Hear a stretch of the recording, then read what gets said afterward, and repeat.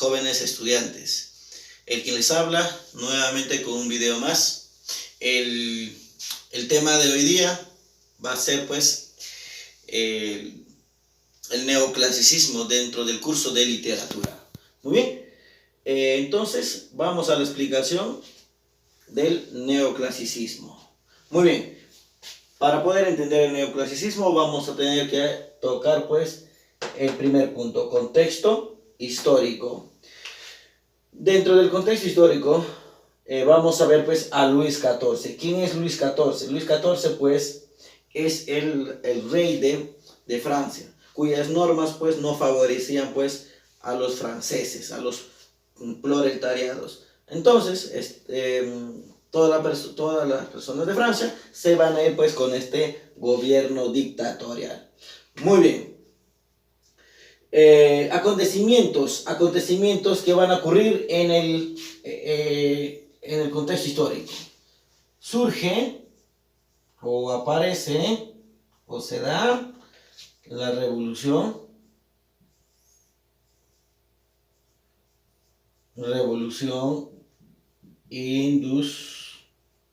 industrial, cuyos cambios y formas de producción van a cambiar la sociedad, van a cambiar a la sociedad social y económicamente. Ya, entonces pues los más afectados serán pues las personas del pueblo, cuyos entonces van a estar pues dolidos, van a estar fastidiados, ¿no? con esta nueva pues filosofía. Muy bien, continuamos. ¿Qué es lo que sucede más? ¿Qué es lo que sucede? Aparece también pues ya una filosofía, o la filosofía de la ilustración. Y la ilustración se va a materializar pues en un libro llamado como la enciclopedia. La enciclopedia es la agrupación de todos los conocimientos existentes para entonces. La enciclopedia van a ser desarrollados por Diderot y Jan D'Alembert, ¿no? Jan D'Alembert es un matemático, ¿no? Bien, seguimos. La ilustración que buscaba pues un cambio en el derecho, ya un cambio en el derecho, basados pues en libertad y la justicia. Ellos pensaban pues que a través de la ilustración se podía cambiar pues la ignorancia de las personas, podrían pues cambiar pues al mundo. Muy bien, vamos a la definición. En la definición vamos a decir del neoclasicismo. Antes de tocar esto, quería recalcar lo siguiente. Neoclasicismo se va a dividir en dos palabras para poder analizarlo con mayor énfasis. Neo significa nuevo, clasicismo, clásico, ¿no? Y posteriormente lo vamos a ver en la característica por qué razón. Muy bien.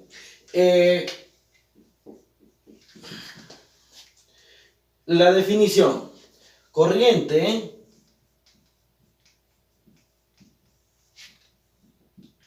literaria, no es literaria, es una corriente artística, ¿ya? Corriente artística. Dentro de lo artístico ya está pues la corrientes, ya estarán pues las expresiones artísticas como la pintura, la escultura, la oratoria y la literatura también. Muy bien. Cuando hablamos nosotros del neoclasicismo, ya, cuando vamos a hablar del neoclasicismo, diremos que es una época, y así lo van a denominar, como el siglo de las luces. ¿Sí? ¿Y esto cuándo lo van a hacer? En el siglo XVIII. Muy bien. ¿Y desde cuándo, hasta cuándo aparece el neoclasicismo? Aparece a mediados del siglo XVIII y finales del siglo XIX. ¿Sí? el neoclasicismo va a surgir en contra del rococó, que es un subcorriente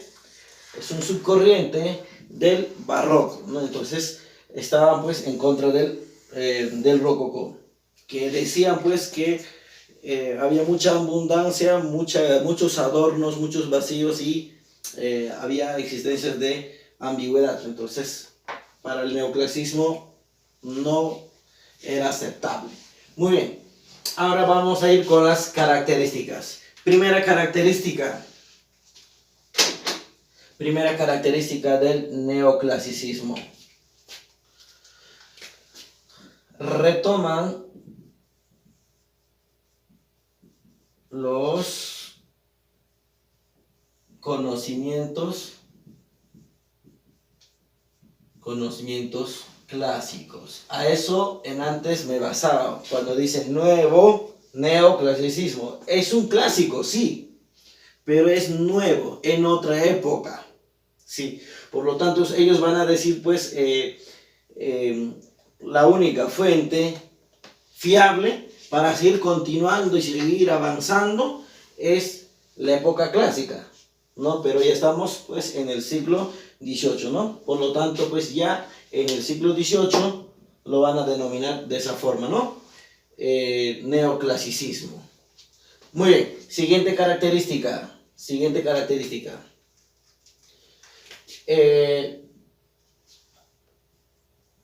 Siguen las normas clásicas. Siguiente característica. Utilizan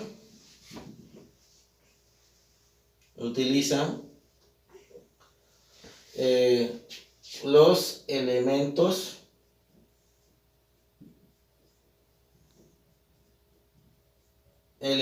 clásicos. ¿Cuáles son esos elementos clásicos?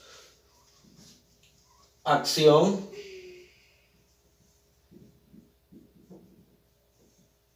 tiempo y espacio. ¿Ya? No se olviden, esos son los elementos clásicos. Acción, tiempo y espacio. ¿Qué más? Las obras literarias tienen una temática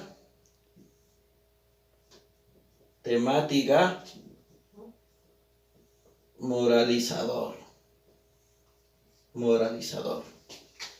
¿Qué más?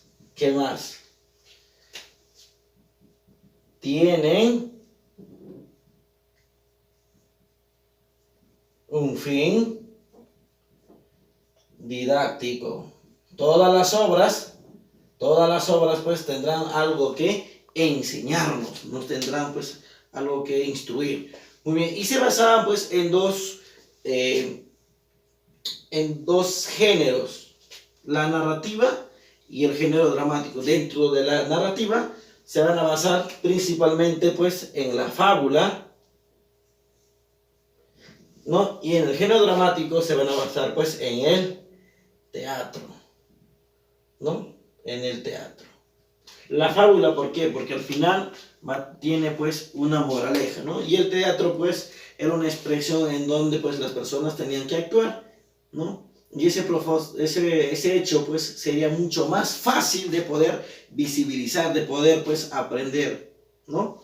Entonces ellos optaron las dos formas para poder pues producir sus obras. Muy bien, ahora nos vamos a basar a los representantes. Vamos a tener los representantes en Francia y como también vamos a tener pues en España. En Francia vamos a tener a Pierre Corneille con su obra El Cid.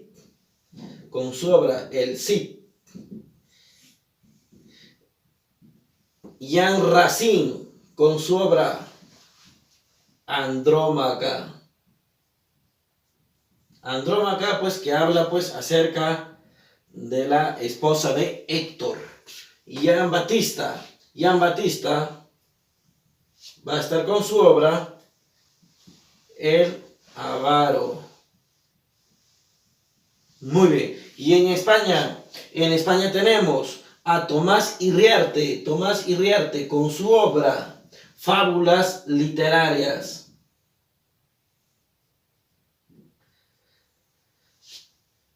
Félix María Sarmiento está con su obra Fábulas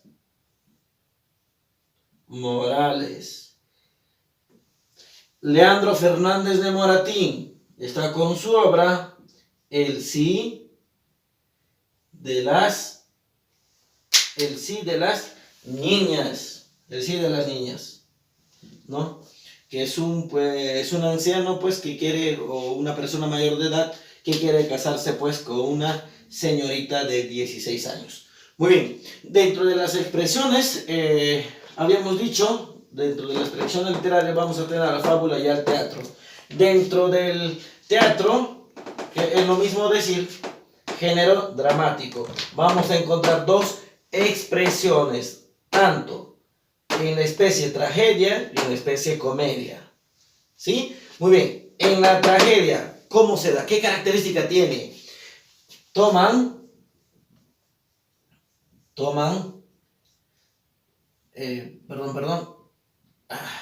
personajes bíblicos, ¿ya? Toman personajes bíblicos y cuya solución del problema era pues a base de la razón. En la comedia van a utilizar la sátira,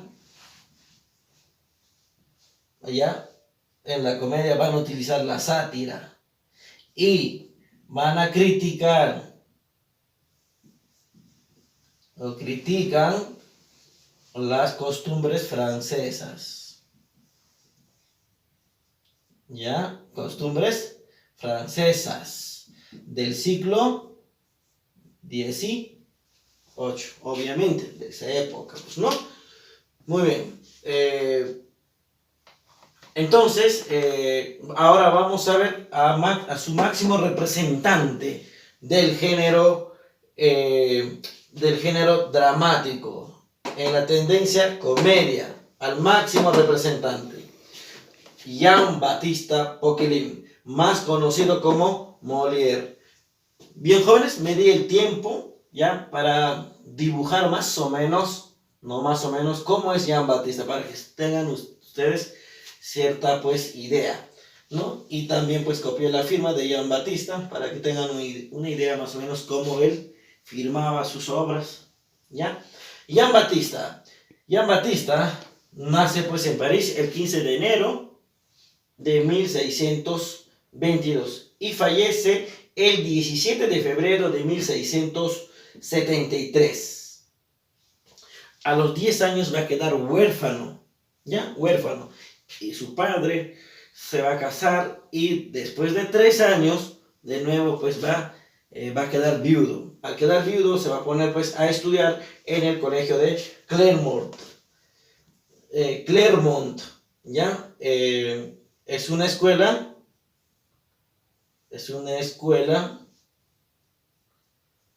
judía, ¿ya? En esa escuela pues se va a codear con la alta aristocracia francesa, ¿no? Muy bien. La empresa que él tenía, la empresa teatral que él tenía, se va a llamar pues La Troupe de Monsieur. Ya es una empresa pues que él va a tener, y en donde él va a ser autor, va a ser poeta, autor o dramaturgo, es lo mismo, autor, poeta y actor, ¿ya? Y actor. Molière es el máximo representante, máximo representante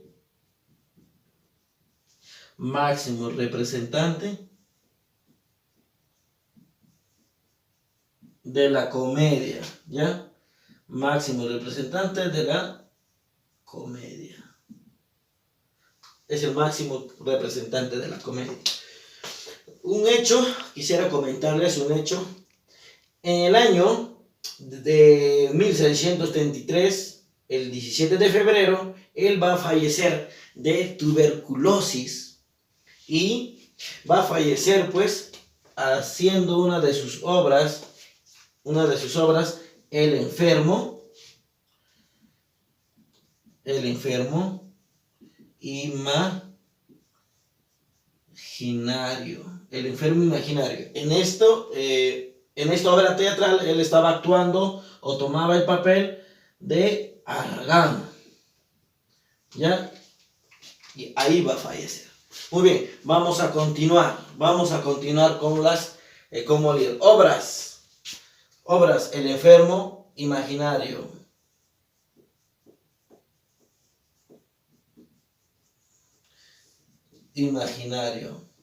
Luego tenemos Médico a palos.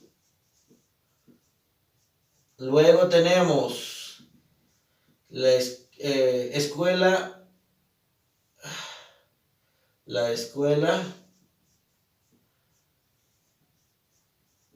para ridículas. Luego tenemos Tartufo. Tartufo. Luego tenemos el avaro. ¿Ya? Muy bien. Entonces, dentro de sus obras tenemos El enfermo imaginario, Médico a palos, Escuela para ridículas, Tartufo y el avaro. Muy bien. Como hemos visto que Jean Batista va a representar al neoclasicismo con la obra El avaro, entonces en la clase de hoy también hablaremos pues del avaro. Muy bien, el avaro. El avaro pues es llamado Harpagón. Él es el avaro. El avaro tiene dos hijos, Elisa y Cleanto. Bien, Cleanto está enamorado pues de Mariana. Elisa está enamorado de Valerio. La obra inicia cuando Valerio con Elisa están conversando pues y deciden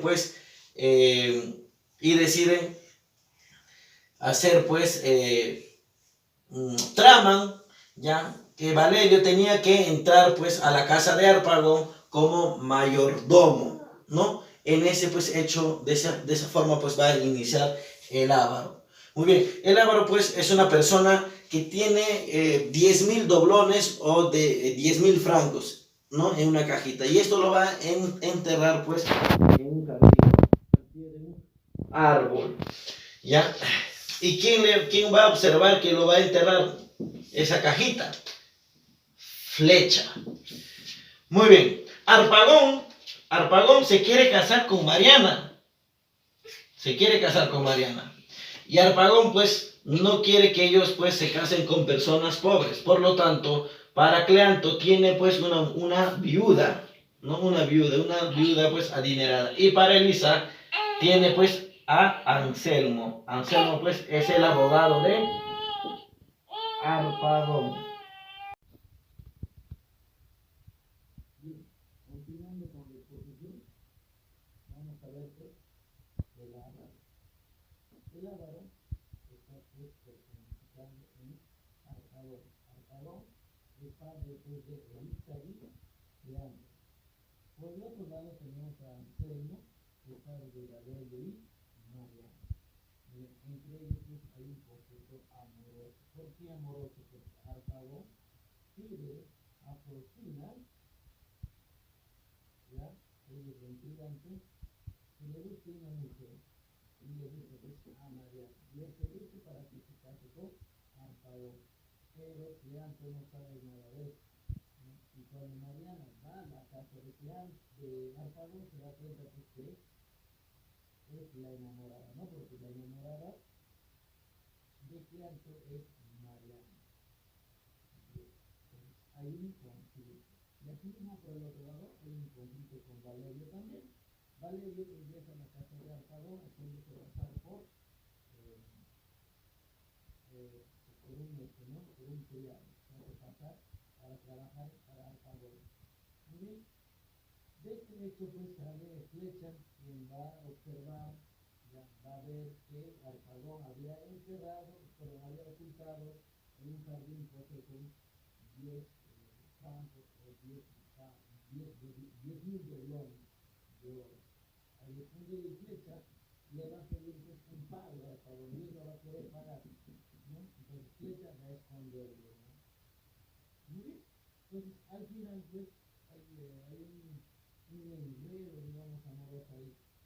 Harpagon quiere reclamar, quiere encontrar su cofre de oro, ¿no? Y inculpa, pues, a Valerio, y inculpa a Valerio. Valerio, como es inocente, ¿no? Cuenta que es el verdadero enamorado de Elisa, ¿no? Es el verdadero, es el verdadero enamorado de Elisa. Harpagon se molesta, lleva a Anselmo, se dan cuenta que Elisa y Cleanto, perdón, que Valerio y Mariana son padres vecinos, se dan cuenta que este es padre del hijo de Anselmo, y pues Harpagon pues, decide pues, aceptar el matrimonio de Elisa y Valerio y Cleanto y Mariana. Acepta, pero con la condición que el cofre de oro aparezca. ¿Bien? Cleanto y Elisa pues hacen que aparezca, van a ir donde Flecha y le van a decir que se devolverá el cofre de oro. Muy bien, vamos por el análisis. Vamos por el análisis. Género, ¿qué género sería? Género dramático. Especie, comedia. Tema, avaricia. Personajes, tenemos Harpagon, Elisa, Cleanto, Valerio, Mariana, Anselmo. Lugar, la casa de Harpagon. El microcosmo, la casa de Harpagon. Macrocosmo, París. Muy un breve resumen pues, de la comedia Harpagon. Les recomiendo, jóvenes, que lean, ¿ya? Lean para que tengan un mayor conocimiento de esta obra. Es una obra pues, magnífica del dramaturgo Jan Batista Coque. Muy bien, eso sería todo de mi parte, jóvenes. Espero que les sirva el video. Nos vemos en el próximo video.